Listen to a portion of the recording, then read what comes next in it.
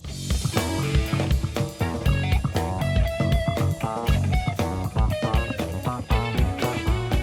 evening, everyone. Welcome to the Stadium Journey podcast. We are proud to be part of the VOC Nation Radio Network.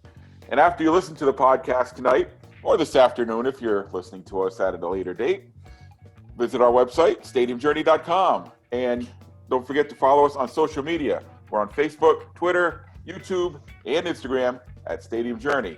And to find our podcasts, simply search VOC Nation on whatever podcast search engine you use. You can find our library of video podcasts on Stadium Journey's YouTube channel. And as some of you may know, because you're there right now, we simulcast our podcast live at twitch.tv/danlaw83, Tuesdays at 8. And you can find links to every podcast we've ever recorded. We've got to be closing in on 100 by now. But anyway, they're all there on the Stadium Journey website. Just check under the podcast link on the menu. And don't forget, you can support our work, if you so choose, through our Patreon page. We have a new menu of rewards for supporters, including the possibility of joining us on a future podcast. That's worth any donation I can think of. And let me take a minute to introduce our starting lineup. With me once again, as always, is Dave Cotney. Follow him at ProFan9. Mark Viquez could not be with us tonight. He's dealing with a family situation. Mark, our thoughts are out to you, and we'll talk to you again in 2 weeks. You can follow him at Ballpark Hunter. Follow our producer, Dan Calachico, at DanLaw83, and I am Paul Baker. You can follow me at PuckmanRI. And tonight, we are happy to be joined by the Director of Media Relations for the North Shore Navigators of the Futures Collegiate Baseball League, and also a writer for both the New England Baseball Journal and the New England Hockey Journal. I almost said Journey. I always do that. Joshua Kummins, excuse me. Joshua, welcome. Thanks for joining us. Thanks, Paul, for having me. I knew I was going to mess up your name. All week I've been saying there's no G in his name, but there you go. It took me, 5 seconds. So, Josh, do you want to let our listeners know where they can find you online and a little bit about what you do? Sure. So, like you mentioned, I'm a writer for New England Baseball Journal and Hockey Journal, kind of covering the whole scene, right from the company covers the pros and colleges, high schools, kind of you name it. There's some presence in the magazine to that space, whether it be on the baseball side or the hockey side, and as well, I'm the Director of Media Relations for the North Shore Navigators, taking care of press releases, game notes, game stories, and just kind of the operations of the press box at Lynn, Massachusetts, Fraser Field. Lynn, the city of sin, for those of you who are not from the Boston area. So, Josh, we've been talking a lot recently, as probably everybody who deals with sports, about the coronavirus and how it affected everything this summer. Right. But you all in the Futures League managed to have a season, almost a regular length season. You played about 40 games? Yeah. So the regular usual seasons are 56. So kind of like the minor league style with the travel every day, but it was basically it was the same type of season. There were 6 teams this year, and the season was 39 games instead. So just kind of pushed back about a month and played a couple weeks longer than usual. So pretty normal setup for everything that was going on, and really lucky to have that this year. So can you take our listeners through, if you can, from your perspective, the decision making and the process that went in from now we can't play to, hey, you know what, let's figure this out and let's make a season out of this? Right. So I'm not involved in the direct decision making process. Obviously have some kind of get the information along the way as things transpire, and there was really never a point that it felt like it was going to be canceled. I feel like the all the way along the mindset was to kind of wait and see what was going to happen, because it's hard to, of course, see what's going to happen in months down the line when kind of all this was going on in March and April. It was really a kind of wait and see what happens over the course of the next few months and see what could happen. Obviously, there were all kinds of different scenarios along the way as far as different cities and towns and what their rules were about opening parks and facilities and different things like that. So everyone in the league really worked together to see what each team would be able to do as far as that, and really lucky over the course of the season as far as just kind of going through that whole process at the beginning of the season. There was everyone was able to kind of come together and make things work in each of their different communities. So it was certainly different in some places, like where I spend the most time in Lynn, where the Massachusetts guidelines were not allowing fans, whereas in New Hampshire and Connecticut with the Nashua and New Britain teams, they were allowing kind of social distance fans at a lower capacity. So it was kind of up to the states and the cities and towns that the teams play in as far as kind of what their scenarios would be. But in the end, we were able to play baseball this year, which was really exciting and something that was nowhere to be found almost throughout the New England region. So it was a really, it was kind of being called the improbable season, and it was really something to behold and to be part of. It was awesome. Yeah, you guys were the only game in town up in this part of the country, and I was very glad that, very appreciative that you were able to make a season go of it, because I got to actually go to a few games. But in Lynn, I know that you had all planned to have fans within the guidelines, and then that got shot down like opening day, right? Yeah, it was the day before opening day is when the, I guess, guidelines were reviewed or redistributed, I guess, or edited, I guess you would say.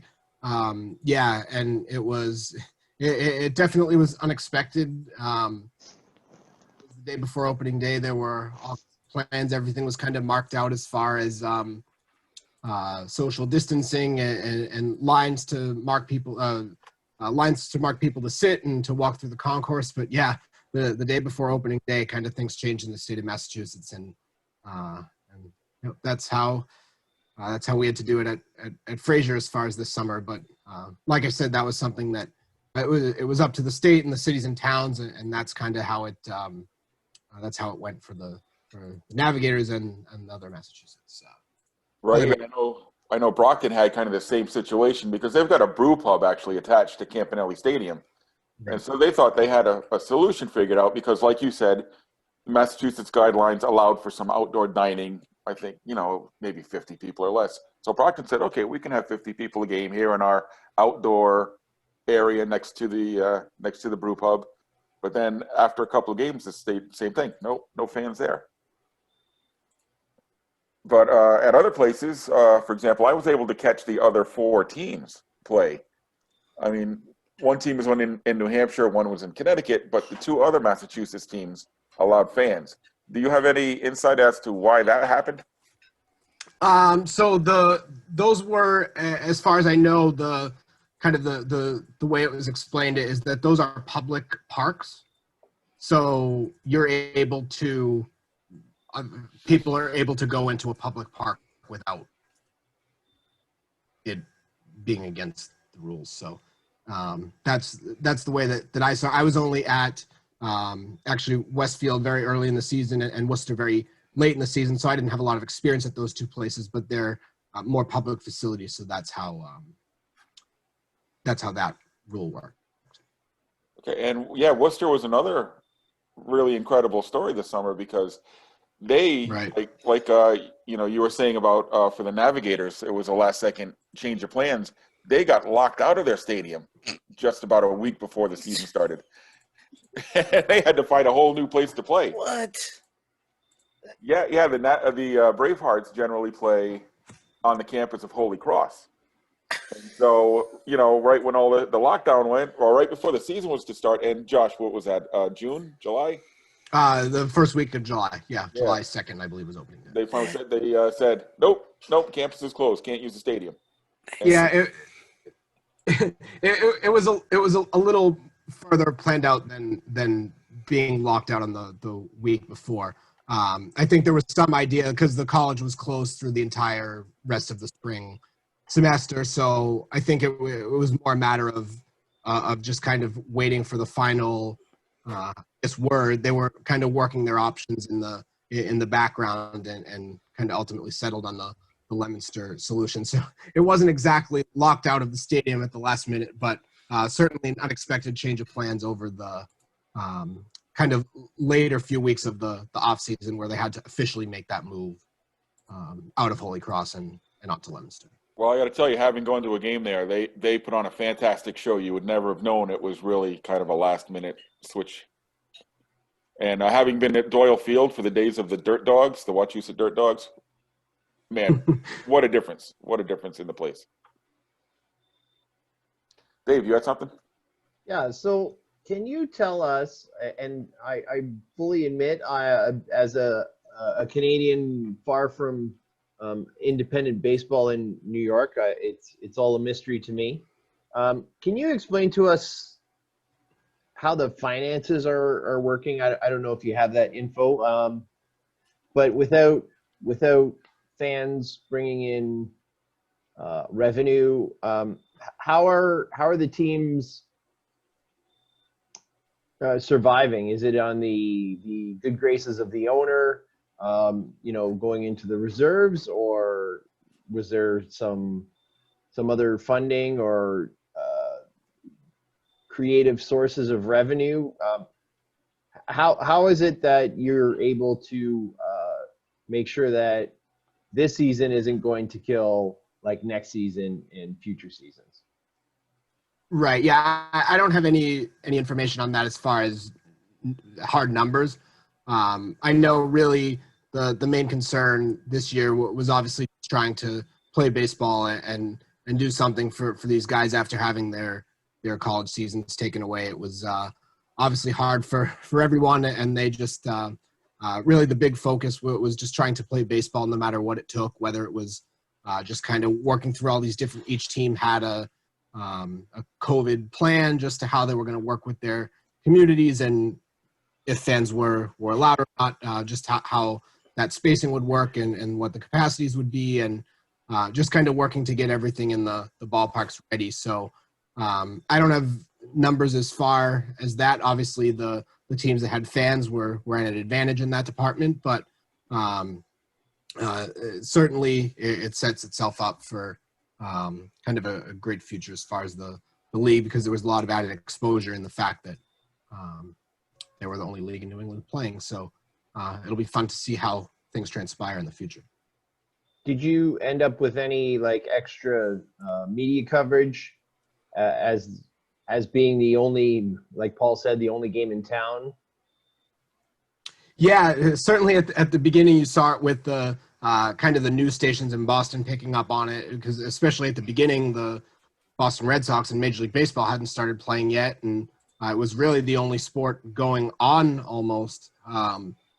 So yeah, you definitely saw it with the kind of the Boston stations, and even just the local news in some of the towns. I know the things changed with speaking in Lynn, things kind of changed with the kind of printing schedule with the newspapers, so they weren't able to do things maybe at night that they would with the games, but kind of just able to do some different features and things like that. So there was definitely outside of the regular papers that cover those specific teams and local news here on the North Shore, it was definitely you could definitely see an added focus.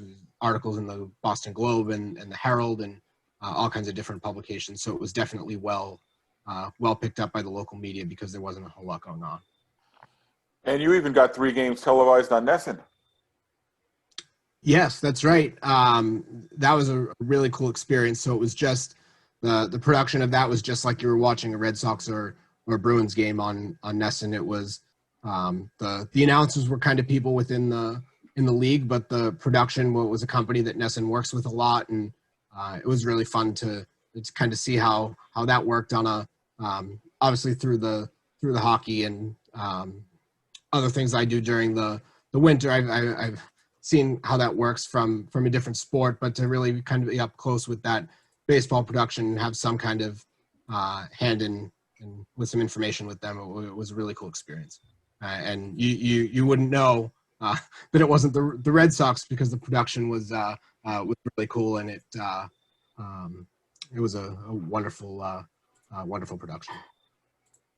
So it was Korean baseball or or Futures League on TV. That's right. Just about. Another bump I think you all received, and I mean no disrespect at all from this, Josh, or to anyone from the Futures League who's listening, but in this area we have 3 summer collegiate leagues, and the Futures League has always been kind of number 3 on the food chain. You've got, of course, you've got the Cape Cod League, which is viewed as the premier league in the whole country for summer wood bat leagues. And then you've got the New England League, which is pretty well established. The Futures League is the new kids on the block.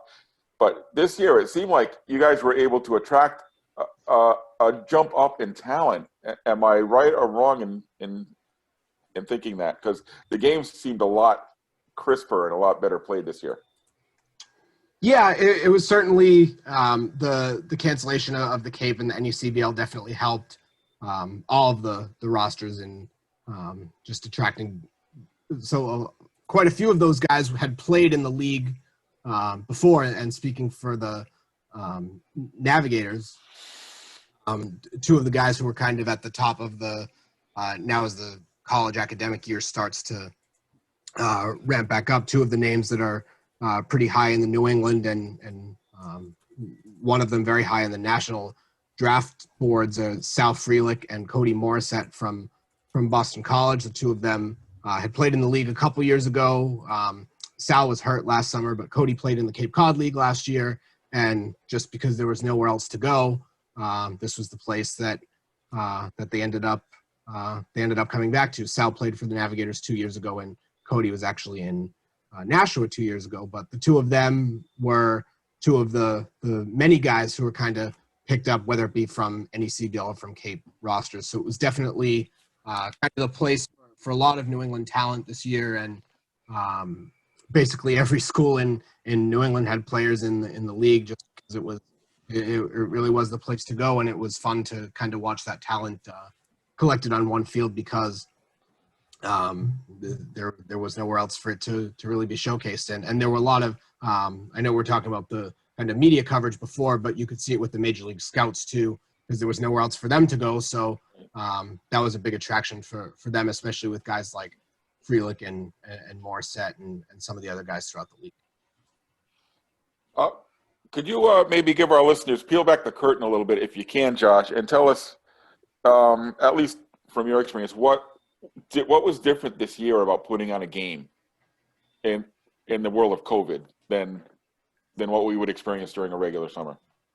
Yeah, so at least from the Navigators' perspective, where I'm at home, there wasn't a whole lot to it, I guess, without a crowd. It was pretty normal as far as our media operation was concerned, a PA announcer and music, and the broadcast. Actually, that was another point I should have made when we were talking about the media. There was a new broadcast package for the league, so you could pay-per-view stream all of the games, obviously, except the ones that were on Nesson. But yeah, as far as that, but definitely, I know as far as some of the other teams, I talked about it a little bit earlier when we were discussing kind of those preparations for opening day before Massachusetts guidelines changed. But yeah, it was just kind of everything from taping off sections of seats that weren't that weren't being used by a specific party to kind of help with that social distancing, and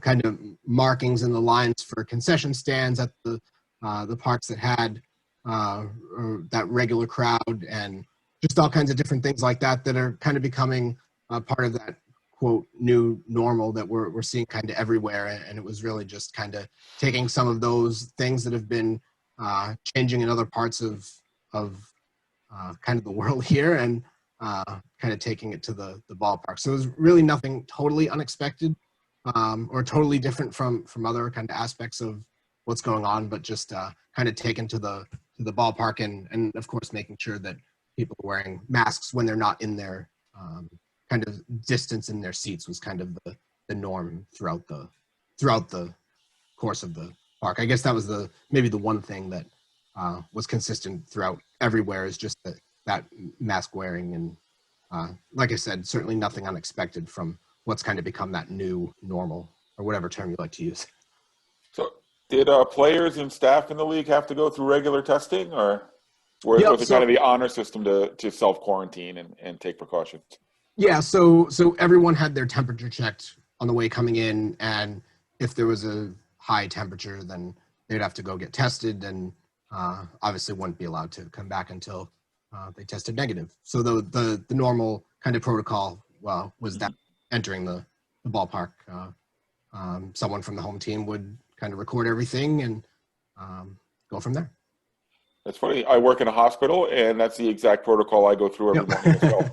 Yep.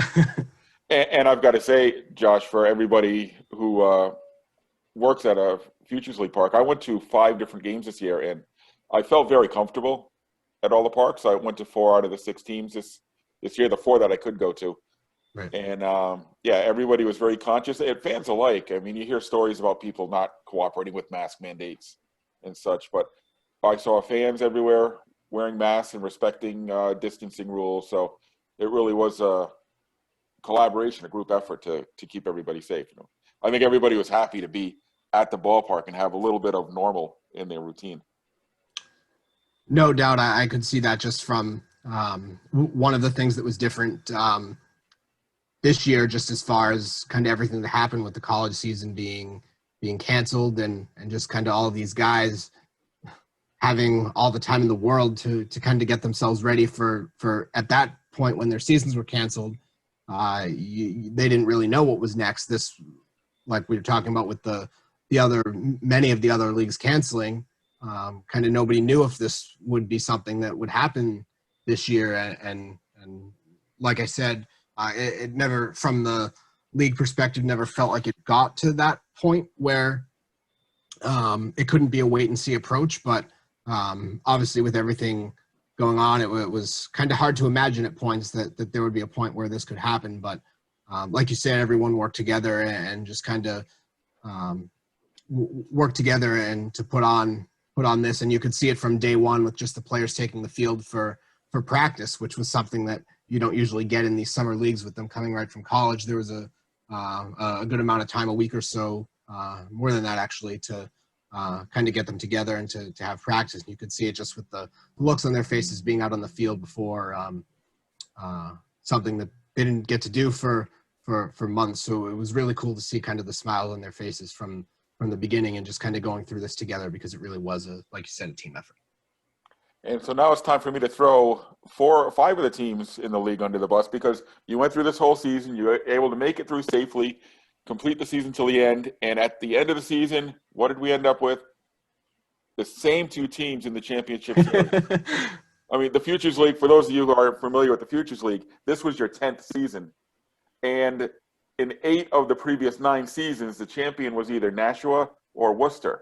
And guess who met in the championship round this year? Nashua and Worcester. So what's going on in the rest of the cities, man? Yeah, actually, and it's funny too that last year the family that you referenced that owns the Worcester team actually bought the team from Nashua, so they're owned now for the first time in those years. They played each other for the championship. The 2 teams owned by the same man in the same family. So that was a unique aspect to it this year too. But yeah, that's just a great group of people, and like you said, they put on a great show at those 2 parks. So that was a fun added wrinkle to it, and it was a cool experience to be there and see the crowd in that scenario. There were a lot of smiles under those masks and on those players at the end of that season, because, like I said before, nobody knew, nobody could have dreamed that this would happen this year for the most part, and it was really fun to kind of see it all come to the end with that final game. And there was a great crowd, almost as full as it could be in this COVID social distance world at home. And that night was really special to see it to the end. Yeah, what a difference. Because I think I didn't go to opening day in Nashua. That was a funny story, because we checked and there were tickets available when we left. And you know where I live. I live down in southern Massachusetts. Right. So about a 2-hour drive to Nashua. I checked before we left. They said there were tickets available. We drive up to Nashua, get there, no tickets available. So I had to turn around and go back.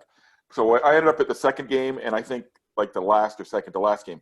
What a difference in atmosphere, because you could feel the nervousness early in the season, like people didn't know what to expect or Right. how can I move around the stadium. And at the end, people I think had adjusted to the rules and were very comfortable in what they needed to do at a ballpark. It was almost like it was in previous seasons.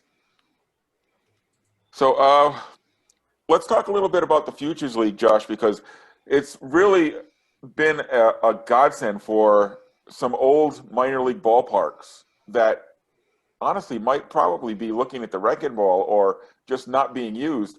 But the Futures League has set up shop. There's 7 teams in the league, and 6 of them are former minor league ballparks. Yeah, that's kind of the model that's been taken. A lot of the league was started by one of the main groups one of the main people in the group that started the league were the previous owners of the Lowell Spinners. So obviously a very familiar minor league name there. And yeah, it was just a kind of created, like you said, 10 years ago to give a place to play for a lot of players that maybe couldn't get an invite to the Cape Cod League or to the NECBL, or originally a lot of guys from Division II and Division III schools that aren't generally in those leagues, but it's really grown over the course of time to bring in players that one of the unique things about the league is that there are the ability to bring in college freshmen or high school graduates who are going into their freshman year of college before they go to college. So some of those guys include someone who made his major league debut a couple years ago, Chris Shaw, who went to Boston College and went on to play in the NECBL and the Cape League, and was drafted in the first round out of BC. And he was in the league before he even got to BC for Nashua. So that's just kind of one example of the way that the league was able to bring in some different kind of talent. And it's been really fun to kind of watch that grow over the course of time and bring in kids from half of your roster, half of your Futures League rosters have to be from New England colleges. So whether it be, or from New England natives, Right. players who are from New England. So whether they're from Massachusetts and go to somewhere like Vanderbilt, there's been a few examples of that over the course of the history. And then, like I said, guys from BC, Northeastern, UMass Lowell, schools in Connecticut have a lot of representation on the team in New Britain and the team that had previously been in Bristol. So definitely kind of dots the New England landscape, Division I, II, Division III, and it's kind of really fun to see that collection of talent. And this is the case in all 3 of the leagues in New England, but certainly in the NECBL and in the Futures League, where there's kind of that mix of divisions and schools, and it is really something pretty unique and to be part of. I know a lot of guys who've gone through these experiences in all 3 of these leagues. It's kind of a just the collection of guys kind of become friends for life. You're with each other so much of the summer on bus rides when that was acceptable. Yeah, those road trips to Martha's Vineyard were something, huh? Yeah, really something. Although not quite bad coming from this area of the country, because you just kind of slide down the east coast of Massachusetts. It doesn't take too terribly long. But yeah, you kind of gain friends for life from those bus or, like you mentioned, boat trips. So really a really fun experience to be in New England. And obviously there are other leagues throughout the country, but kind of this New England region with the 3 of them kind of intermingled with one another. It's really a special thing to be a part of. Yeah, it was great this summer to, like, as batters come up to the plate, they announce their schools where they're from. So like you said, you would hear like so-and-so from Duke, so-and-so from Vanderbilt, and then so-and-so from Salem State. Right. It was just, you had a great mix of local connections in different ways. Dave, you had a question? Yeah. So for the layperson, who would Joe Average know that has sort of come through either North Shore or maybe the league broader, who's gone on to bigger things in the majors? Who would we know? Yeah, so the league's only 10 years old. So obviously, talking about the Futures League is only 10 years old. But one of the guys that I mentioned who would be the popular name is Chris Shaw, who I just mentioned in the last question. And it's over the course of the 10 years, there have been three guys who've gone all the way up to the major leagues. Another one is from Northeastern, another school that I referenced, Aaron Savali. He's been a pitcher, and he's really done amazing for the Cleveland Indians at the end of last year, and has been in their rotation this year. And the third one was an older guy. He's not from New England, but his name is Tyler Bashlor, and he came up with the Mets, and he's with a different team now. So those are the three. For the New Englanders, Shaw and Savali are certainly the big names coming from two of the bigger schools in right near Boston. And yeah, so those are definitely the three that have advanced to Major League Baseball, but certainly see others in the other two leagues around as well. But as far as the Futures League, those are the three that have gone all the way to the show. I know for a while the Futures League slogan was "Who will be first?" It was even on your balls, on the baseballs. So I don't know what the slogan is now that three players have made it all the way to the MLB. Yeah. So Josh, where the Navigators play, it's a historic field in its own right, Frazier Field, and having visited there several times, I've talked about it on the show. But you want to give our listeners a little insider's story about the history of Frazier Field, what makes it so special? Sure. Yeah, it's a good year to talk about it too, because it's the 80th anniversary. It was 1940 that was the first. Yeah, so kind of like a lot of the other ballparks in New England, whether it be the Futures League or some of the others that are kind of around it, really historic, and stories of just different Red Sox players coming through. And I guess maybe even more historic almost would be Manning Field next door, where Harry Aganis, who played for the Red Sox, was a high school football player. And it is a really deep sports community history. But yeah, Major League Baseball players have kind of gone through there. And obviously Johnny Pesky is a Red Sox name who's local, who definitely played there. Ted Williams, I believe, is a name on that list. But yeah, just all kinds of, and again, has played baseball as well. Obviously growing up in Linden for the Red Sox. So yeah, that's just so much history. And like we're talking about, a lot of the other ballparks in New England kind of intertwined, whether it be more recent years in the Can-Am Independent League, or like you said, a lot of those teams played there, but just a really historic place that has kind of seen some big names come through. And it's definitely a community in an area of the state, like a lot of others in Massachusetts, that have some pretty deep sports history there. Yeah, one thing that was disappointing the last time I went up to Frazier Field is they used to have a display in that side building, which is the restrooms, and I think the locker rooms are in there too. Right. There used to be like a big picture. You'd walk in and like an 8-foot tall picture of Ted Williams was in there and stuff. And, it's scary and stuff. But that stuff all it's not there anymore. So are there any plans to? I know the ballpark had some renovations going on, especially on the roof. Frazier Field's signature look is it's got a big cantilevered roof, which was built in the 30s. This ballpark's a project of the WPA, so that's how old it is. Right. Like you said, 80 years this year. So I know over the years they've had to cut and repair the roof, and last year there were actually sections closed off because they were doing some major work on the roof. So are there any plans, long question short here, to bring back some of the history and put that front and center?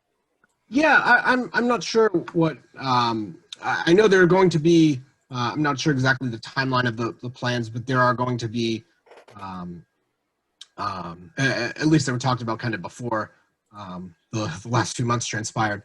As far as City of Lynn renovations to the park, I know they were talking about new lights and kind of turfing the rest of the turf infield and grass outfield, kind of taking care of the rest, and just doing some other things to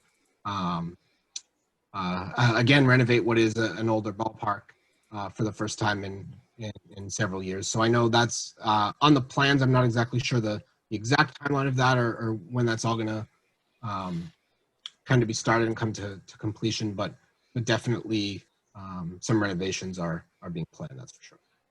I do miss seeing the giant Manning Bowl looming over the center field fence, though. For those of you who have never been there, the football stadium, Lynn's football stadium, was called the Manning Bowl, and it was located directly behind Fraser Field. And so it was this giant concrete shell of a stadium that was, and people would try to hit balls up there and stuff. And the stories of, the ex-Red Sox players crushing balls up under the football stadium where we're always told. So, Josh, people also, in addition to working for the Navs, you also write for a couple of sports publications, the New England Baseball Journal and the New England Hockey Journal. And I think you and I actually bump into each other more at hockey games than we ever have at baseball games. So since this is the Stadium Journey podcast, do you want to take a few minutes and talk about some of your favorite places to go? Baseball, hockey, or, any sport, really. Wow. Wow. What pressure, Paul? Good job. I know. I don't know. I thought this was a way to make the discussion fun. Let's talk about some of your favorite places. I mean, Hey, man, this is Stadium Journey podcast. No softballs here. hard-hitting journalism at its finest. Yeah. Yeah, no. So I know we're talking about a lot of the minor league parks, just a couple of the ones that I've gone to. I mentioned Lowell with the Spinners is a place that I went to a lot, and actually the same is true for Nashua at Holman that I know we talked about with the Silver Knights. Those are two places that I went a lot. Obviously, kind of going into the hockey space, kind of one of the places that kind of helped me fall in love with that sport is Matthews Arena at Northeastern University. Another old one that's so cool when you walk into there, and I guess kind of along those two kind of groups of leagues that I've followed and now cover. Those are kind of the ones that stand out to me. Obviously, of the Agganis Arena at BU is somewhere that I've gone to a lot, and that kind of opened as I was getting pretty involved and interested, and then involved in the sport. So those are ones that definitely stand out on both sides of the coin. Nice. Dave, you've actually been to Matthews Arena, but not for hockey. I have. Right? But not for hockey. No, I went for basketball, and What a difference, huh? well, I think the scoreboard was bigger than the arena. Yeah, Josh. That really changed the aesthetics of that place, didn't it? Yeah, that thing is unbelievable. I remember the first time, I think I was at the first game that they actually, I saw it up before it was used. But then I was at the first game that that they turned it on for, and I thought I was going to go home with a headache just with the bright lights and the music. It was unbelievable. And certainly gotten used to it a couple games afterwards. But yeah, that thing is pretty wild, and certainly don't have to worry about what the score is when you go in there now. That's for sure. Yeah, no kidding. I don't think it fits. and like I've only been once, but it just does not provide the vibe that I was expecting. You mean like 100-year-old hockey arena? Yeah. Brand new HD. Right. I don't know. It goes past the blue lines. This thing is so huge. It does. It's pretty well past both of them. Yeah. You know probably the best comparison I could give it is it's kind of like Soldier Field, where they kept like this really old outside like facade with the pillars and whatnot, and they put in this like silver spaceship inside. It doesn't match. It just doesn't match. I don't know. I loved. You know what it was funny about Matthews is I loved the it's not, I don't know if you call it the concourse, the atrium, or it reminded me of a theater. Mm-hmm. Like an Definitely. old school theater. Like it's all carpeted, and I don't know if there were chandeliers or not, but they would not have been out of place had there been there. I believe there are chandeliers. Been there. yeah, Josh, have you been to this place? We haven't talked about it very much on this podcast. It's called McCoy Stadium. Have you been there at all? I sure have. That's another one I should have mentioned that list. Yeah, I've been there plenty of times. Never heard of that one before. Not as many as me, man. So what are your thoughts on McCoy? Kind of, I guess you talk about going out with a whimper. Wow. Pawtucket's going to be the 8th Futures League franchise next year. Oh yeah, it's really sad as someone who kind of grew up in this area. Obviously, it's a little further away from me, but yeah, it is somewhere I definitely went to, and it was such a shame to see kind of what happened with this year, especially with just not getting its goodbye for the kind of the special year. It was really another place. We talk about places with history. My goodness, that's certainly another one. It was definitely it's definitely going to be bittersweet to see that one go, because certainly so much history there, and to kind of not get that goodbye is definitely tough. Paul, Paul and Josh, I don't know when they're taking McCoy Stadium, or if they're taking McCoy Stadium down. Do you think they'll try to make a make-good game in that, or is that done? Well, I'm going to take this one. They were supposed to announce their plans. The city of Pawtucket was supposed to announce last year, because the city actually owns the ballpark. Right. I didn't know that. Oh, no, the state actually owns it, not the city. Oh, okay. But they were going to announce what their plans were, and in my mind, the final 6, they put out a list of 6 places. There were 2 baseball teams, there was 2 soccer teams, and then a couple of really goofy ideas that wanted to turn it into mixed use. One wanted to turn it into like a arcade or something. I don't know. You have my attention. But they never announced it, and this is almost a year ago now, which makes me think that they were holding out hope to play baseball there. Will the Paw Sox play there again? No. Gotcha.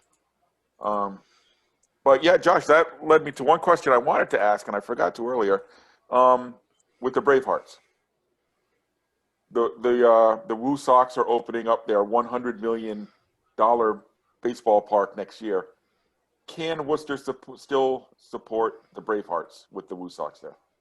Yeah, it definitely. Definitely a question that's been brought up a lot over the course of the last, was it 2 or 3 years that kind of the announcement's been made. It's definitely two different styles, that's for sure.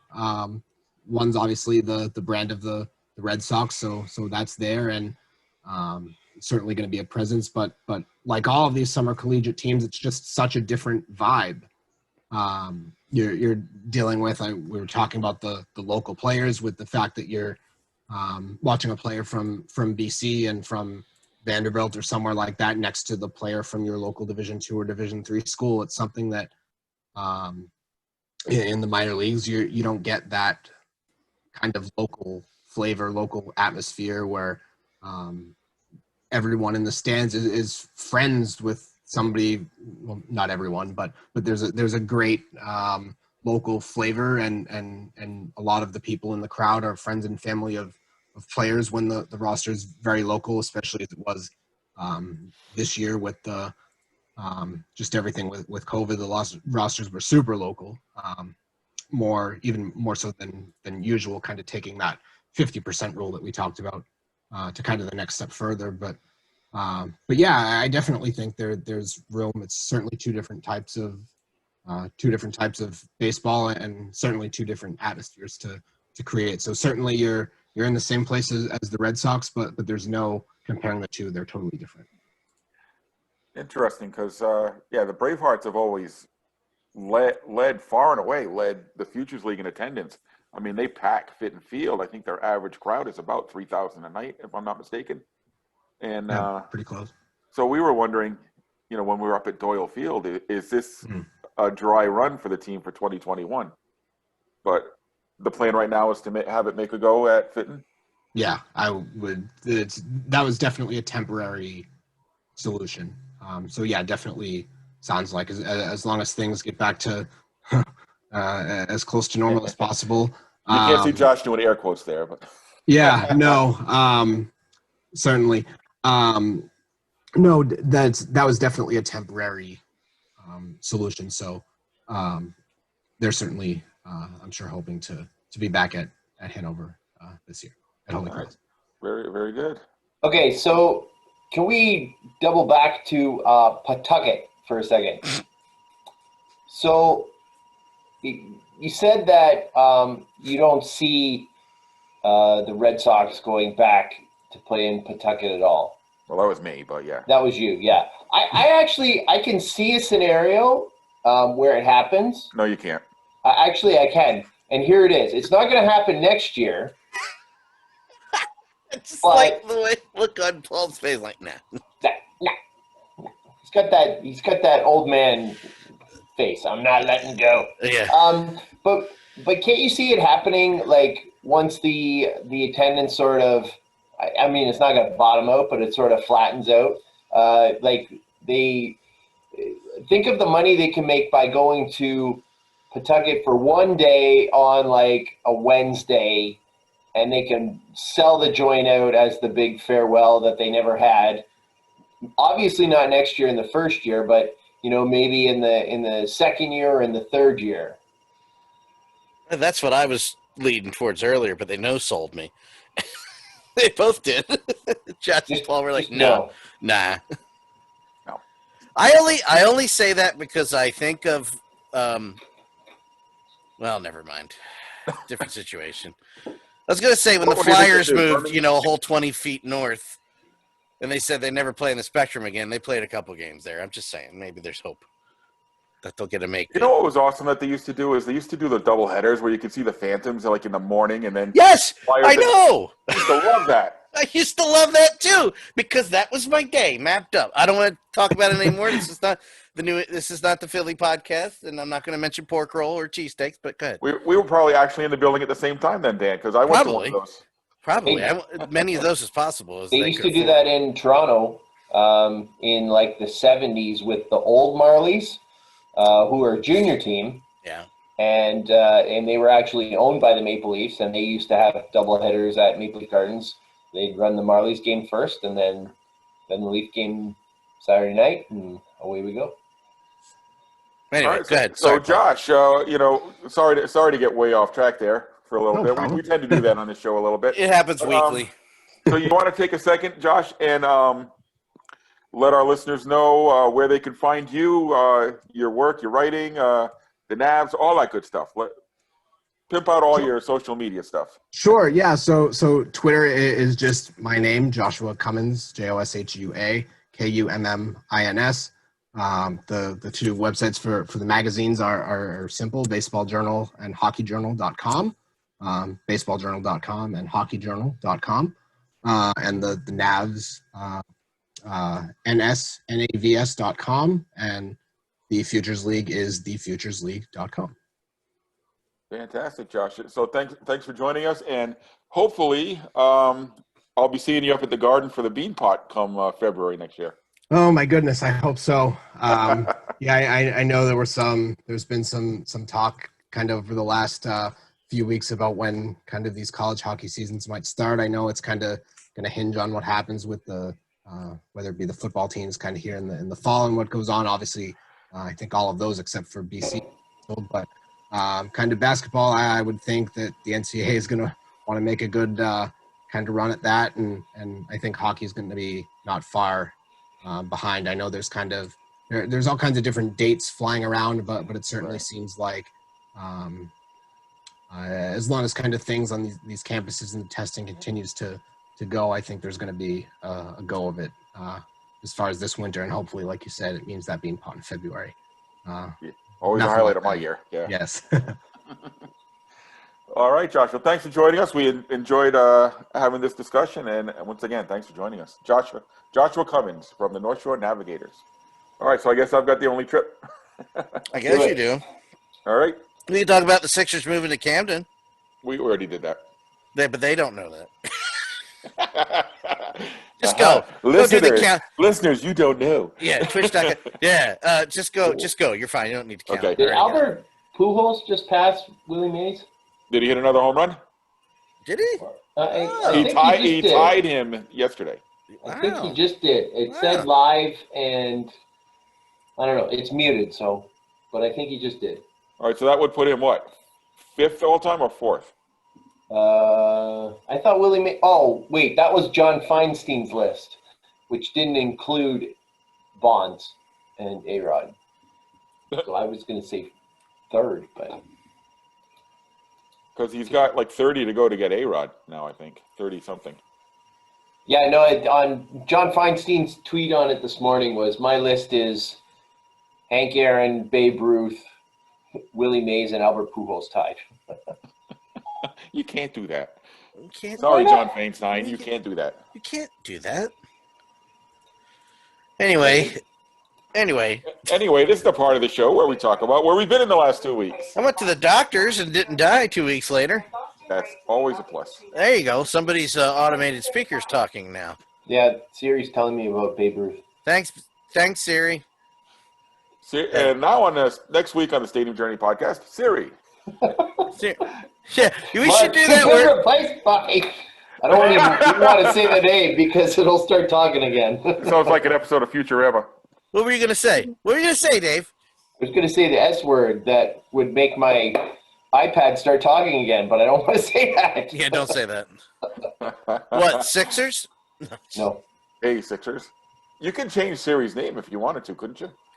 I have Yeah, no you give idea. her. You could say, "Hey." I won't say. I can't. So one time we were streaming Fortnite and we were talking about the weather between rounds, and I said, "Okay, rhymes with schmoogle.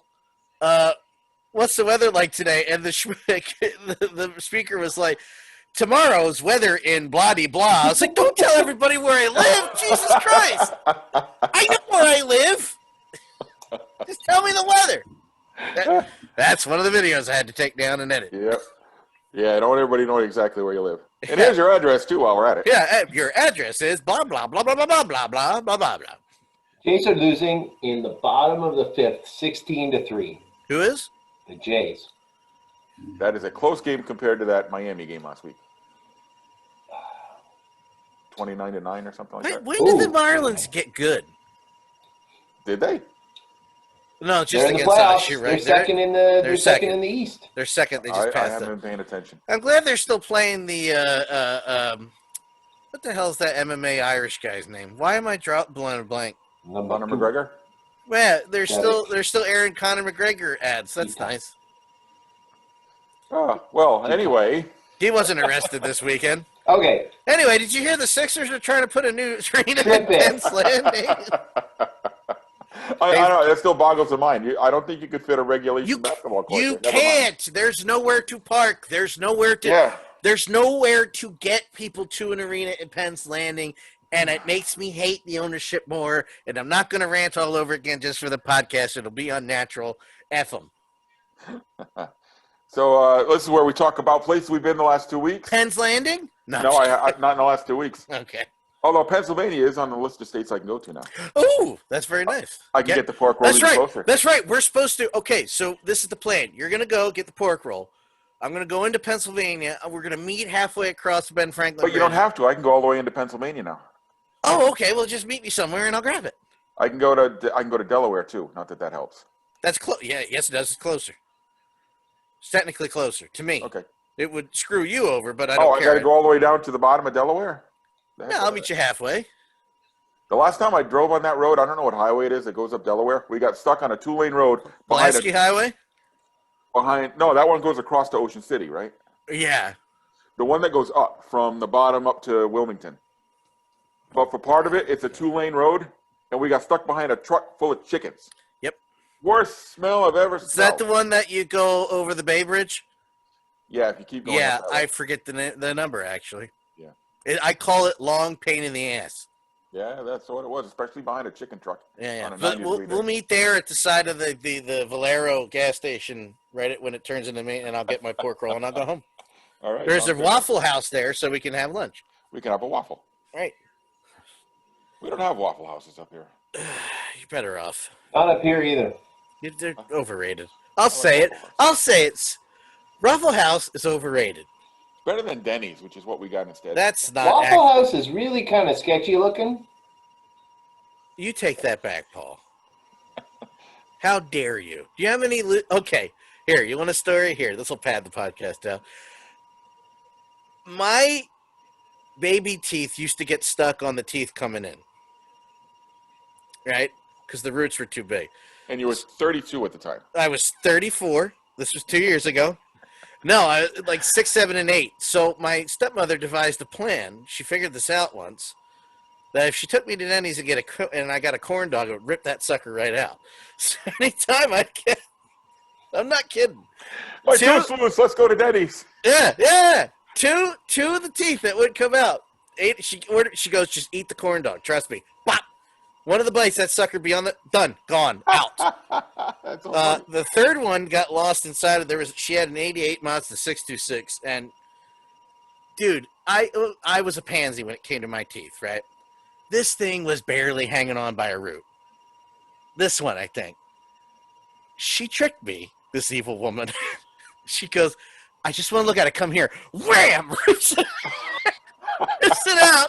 And because I panicked, it went like I went like this because she pulled. And it was barely in there. In slow motion, we watched that thing fly in the air and fall into the emergency e-brake into the bottom of the car. Disappeared. Never came back. Tooth Fairy found it, though. In the Denny's parking lot. I have very fun memories of Denny's. Watch yourself. So what would you do if you needed a root canal, like Bob Evans, or? Yeah. I was thinking Silver Niner, Bob Evans. Yeah, that's very good, Dave. That's very good. I'm gonna mark that. Man, you guys need like healthcare down there. I got the healthcare. I wouldn't let anybody touch my teeth. They'd be like, "Will you just stop it, you pansy?" Come on. Was it an hour 18 in? All right. Where were we? Oh, yes. Visits. God, for God's sakes, please. I went to Palisades Credit Union Ballpark, home of the Rockland Boulders. And I don't even know how to say the name of What the words city. did you just say? Ramapo, New York. It's usually the home of the Rockland Boulders of the Frontier League. Oh. But this year it hosted one of those pop-up leagues, the All-American Baseball Challenge. So Pam and I decided, you know what? If we don't go this weekend, we're not going to see another game in person this year. So we went. We took the 3-hour ride and checked out the Palisades Credit Union Ballpark. There was a crowd of about 200 people there, and the place seats about 5,000. Now, this is one of the nicest independent ballparks in the Northeast. Now, when you go to the American Association, they've got really nice ballparks and stuff. Out east, most of the independent ballparks are pretty crappy, I'll be honest with you. But Rockland is nice. It was different with just 200 people there, and it was different with not all the stuff open, but it was nice to be at a ballpark, and I know it was my last baseball game of the year, that's for sure, unless something happens and I get to go to the World Series. That's not for you guys. In Texas? Yeah. Yeah, you going to Texas? World Series is in Texas, so if you're going, that's where you got to go. So I got to go, and then I got to stay there for a while, I guess. Is Texas on the list? Yeah, Texas is probably on the list. Yeah, yeah. Oh, that's miles off sides, dude. They're pulling that goal back. Sorry, live. Is there ever a moment when you're going to these games where you're like, it feels normal? Or do you always get that shroud of, oh man, this sucks? What do you mean, like because of all the COVID stuff? Mass and lack of people and. Yeah, it's just not the same. But you know what? I'll be honest with you. I'm a curmudgeon, so I don't mind having a whole section of seats to myself. Oh, being able to yeah. spread out, put my yeah. feet up, and nobody in front of me, no kids Absolutely. running around. Yeah, absolutely. I like it that way, and people bring their dogs in, and it's normal and it's cool. I was thinking about this while we're doing our interview with Josh, and lightening up a little bit. Yes, I know there's a pandemic, but at this point, if sports leagues are trying to do it right and try to get games in, I'm not going to argue about it because I frankly want to see it at this point. If they could do it safe and not hurt anybody, I'm all in. There's the key. Yeah, no, I agree. But from what I've seen, NHL, less so the MLB, like not at all. But NHL because I thought about it the other day, like, what are they going to do about next season? I'm like, you know what? I'm not even going to think about it. I'm just going to enjoy this while it lasts. Not my problem. It's going off without a hitch right now. What's the big deal? Yeah, there is it. Really? Yeah. It goes back to what Paul Rudd said. Did you see that Paul Rudd wear mask video? If you haven't, look it up. It's very funny. At one point, he goes, "It's preventable. Just wear a mask." It's like, thank you. So I guess on that note, and a show about the coronavirus, we'll end with the coronavirus. And Paul Hey, the Rudd. Sixers are trying to put an arena in. I'm sorry. So, hey, everyone who's stuck with us through this ramble at the end here, I want to Thank thank you all for tuning in. There's still a few people watching. Nice. They are dedicated, man. Hats off to you. Thank you. Amy. This last half hour made no sense, but that's all right. It was still fun. It was concise. Sixers, Red Sox, outro. There you go. Not hard. All right, so let me do my damn outro. I'm Paul Baker. Follow me at No. See you later, guys. Thanks, Josh Kummins, for joining us tonight. Dan, where can our listeners follow you? I don't know. If they don't already know, where can they follow you? Dan Law 83, for Christ's sake, please. All right, and let us not forget about Mark Viquez, the ballpark hunter. He couldn't join us tonight, but he will be with us again in 2 weeks, I'm sure. Yeah, we can talk about pork roll. Yeah. Dave, where can our listeners follow you online? So follow me at ProFan9. Paul Baker got me onto this one. Game misconduct. Oh my gosh. I'm glad you're done with it. I'm glad you're done with it, Dave. Last time I talked about the NFL book, the League of Denial, and it was all about neuroscience and pretty heady stuff. Oh my gosh, that was easy compared to trying to follow all of the stuff this dude was into. What did I say? Oh my gosh, Alan Eagleson. What did I call him on your everything? What did I call him on your Facebook post? I said, "Oh, that." What did I say? You called him a person born out of wedlock. Yeah, oh, that bad. yeah. Which when you that should be a description for any documentary that deals with Alan Eagleson is that B word. Oh my gosh! Wow. Also, I just finished Ball 4, the classic Ball 4. Finished it on the audiobook. It seemed a little overrated to me, maybe because there have been a ton of tell-all books since then, of course. But if you get the latest edition, wow, the last couple chapters, which are 20 years and 30 years after Ball 4, which is a nice little retrospective on the influence of the book itself, were really good. So after all that heavy stuff, and the end of Ball 4 was pretty heavy too, I got to get into something like really not heavy at all, so pretty fluffy, 100 things that Raptors fans should know before they die. Dan, you shouldn't read this, like the second thing you would really hate. But you can follow that bounces? at ProFan9, yeah. It's the bounce, bounce, I'm fine. Like I said, we've moved on to now hating the ownership. We don't hate Toronto anymore. Congratulations. I mean it. No sarcasm. I totally mean that. I meant it before, man. Goddamn Josh Harris, son of a. Somewhere the Flyers are celebrating because Dan has jumped on the Sixers beatdown. No. Mm-mm. Oh, hey everybody! Follow my Stadium Journeys on Twitter, Instagram at PuckmanRI. There won't be any travels, I don't think, for the rest of the year. But you know what? You never know. And another thing. I forgot. Oh. Send me pork roll, please. Oh, until next time, check out our website, stadiumjourney.com. Follow us on Twitter, Instagram at Stadium Journey. Find the Stadium Journey podcast at VOC Nation. Search VOC Nation on iTunes, Android, whatever search engine you use. I bet if you type in VOC Nation, we'll show up. No, actually, you type in VOC Nation Radio Network, specifically. Promise you. Radio Network. Not sarcasm. The VOC Nation will bring up the old one that's defunct, and this was the one that you see our stuff currently, VOC Nation Radio Network, on all podcast apps. So if something's not there, it's defunct. So if it's there, does that mean it's funked? Yes. Get the hell out of here. I'm tired of it. Oh, yeah, check out Stadium Journey's YouTube page for all of our video simulcasts, or watch us live like 2 or 3 of you masochists are doing right now. TV/Danlaw83. Be fair, it's 4 or 5, Paul. Hey, all right. Double our viewership. We doubled it. We're doubling our ad rates, baby.